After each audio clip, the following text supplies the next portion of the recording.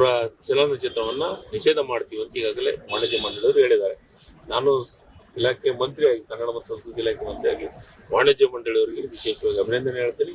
ಕನ್ನಡದ ವಿಚಾರದಾಗಿ, ಕನ್ನಡಿಗರ ಬಗ್ಗೆ, ಕನ್ನಡ ನೆಲ ಜಲದ ವಿಚಾರದಾಗಿ ಎಂತ ದೊಡ್ಡವರು ಇದ್ರು, ಎಂತ ದೊಡ್ಡವರು ಹೇಳಿಕೆ ಕೊಟ್ಟರು ಬಹಳ ಸ್ಪಷ್ಟವಾಗಿ ನಾವು ಹೇಳಲಿಕ್ಕೆ ಇಷ್ಟಪಡ್ತೀವಿ. ಈ ವಿಚಾರ ಸಹಿಸ್ಕೊಳಂಗಿಲ್ಲ, ಅವ್ರ ಕ್ಷಮಾಪಣೆ ಕೇಳಲೇಬೇಕು.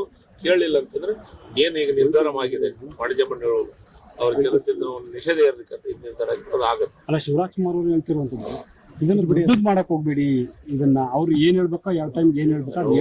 ನಾನು ನಿನ್ನೆ ವೇದಿಕೆ ಮೇಲೆ ಒಂದ್ ಯಾವ್ದೋ ಮಾಧ್ಯಮದ ವೇದಿಕೆ ಮೇಲೆ ನಾನು ಶಿವರಾಜ್ ಕುಮಾರ್ ಜೊತೆಗೆ ಇದ್ವಿ. ಅವತ್ತು ನಾನು ಪ್ರಸ್ತಾಪನೂ ಮಾಡಿದ್ದೀನಿ, ಈ ವೇದಿಕೆ ಮೇಲೆ ಪ್ರಸ್ತಾಪ ಮಾಡಿದ್ದೀನಿ.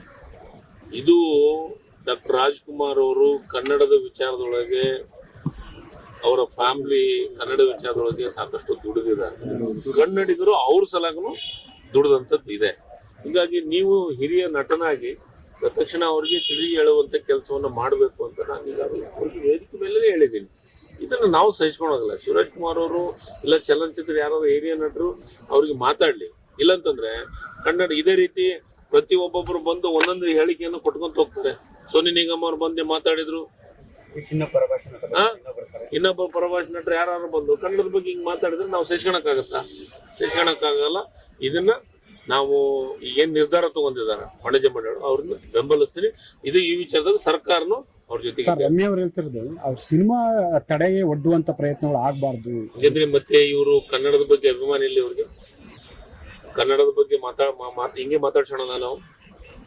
ನಾವು ಕಮಲ್ ಹಾಸನ್ ಅವ್ರನ್ನ ನಟನಾಗಿ ನೋಡಕ್ ಇಷ್ಟಪಡ್ತೀವಿ, ಒಂದು ಭಾಷೆಗೆ ಸೀಮಿತವಾಗಿ ನಟನಾಗಿ ನೋಡಕ್ ಇಷ್ಟಪಡಂಗಿಲ್ಲ. ಯಾಕಂದ್ರೆ ಅವ್ರು ಎಲ್ಲಾ ಭಾಷೆಯಲ್ಲೇ ನಟನೆಯನ್ನ ಮಾಡಿದಂತ ನಟರಿಗೆ ಗೌರವ ಕೊಡ್ಬೇಕಾಗಿದ್ದ ನಮ್ ಕರ್ತವ್ಯ.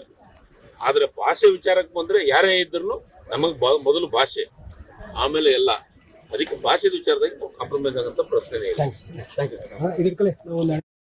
ಯಾರೋ ಒಬ್ರು ನನಗ್ ಫೋನ್ ತಗೊಂಡಿದ್ರು, ಫೋನ್ಯಾಗ ಮಾತಾಡಿದಾಗ ನಾನು ಅವರು ನಾವ್ ಹೇಳಾಗಲ್ಲ ಅಂತ ಹೇಳಿಲ್ಲ ಅಂದ್ರೆ ನಾವು ಬಿಡೋದಿಲ್ಲ. ಅವ್ರು ಹೇಳಲೇಬೇಕು, ಹೇಳಿಲ್ಲ ಅಂದ್ರೆ ನಾವು ಬಿಡಂಗಿಲ್ಲ. ಕನ್ನಡ ಕೇಳಲೇಬೇಕು ಅಂತ ಕೇಳಲೇಬೇಕು. ಕನ್ನಡದ ವಿಚಾರವಾಗಿ ಯಾರೇ ಹಗುರವಾಗಿ ಮಾತಾಡಿದ್ರು ಸಹಿಸ್ಕೊಳಂಗಿಲ್ಲ, ಕೇಳಲೇಬೇಕು. ಈಗಾಗಲೇ ಸ್ಟೇಟ್ಮೆಂಟ್ ಕೊಟ್ಟಿದ್ದಾರೆ, 2 ದಿವಸ ಟೈಮ್ನು ಕೊಟ್ಟಿದ್ದಾರೆ ಅವ್ರಿಗೆ. ಏನು ಇವತ್ತು ಅಥವಾ ನಾಳೆಗೆ ಅನ್ನೋದ್ರಾಗನೆ ಅವ್ರು ಹೇಳ್ಬೇಕು ಅಂತ ಇವತ್ತು ಅವ್ರಿಗೆ ಸ್ಟೇಟ್ಮೆಂಟ್ ಕೊಟ್ರಲ್ಲ. ಪತ್ರ ಕೂಡ ಬರ್ದಿದ್ರಿ? ನಾನು ಪತ್ರ ಬರ್ದು ಬಿಟ್ಟಿದ್ದೀನಿ, ಆಲ್ರೆಡಿ ಬರ್ದಿದ್ದೀನಿ. ಇವತ್ತು ಹೇಳ್ತಾರೆ, ಇವತ್ತು ನೋಡೋಣ. ಹೇಳಿಲ್ಲ ಅಂದ್ರೆ ಅನಿವಾರ್ಯ ನಮ್ಮ ನಿರ್ಧಾರ ನಾವು ತಗೊಂತೀವಿ. ಮಾಡ್ತೀರಾ ಸರ್? ಎಸ್.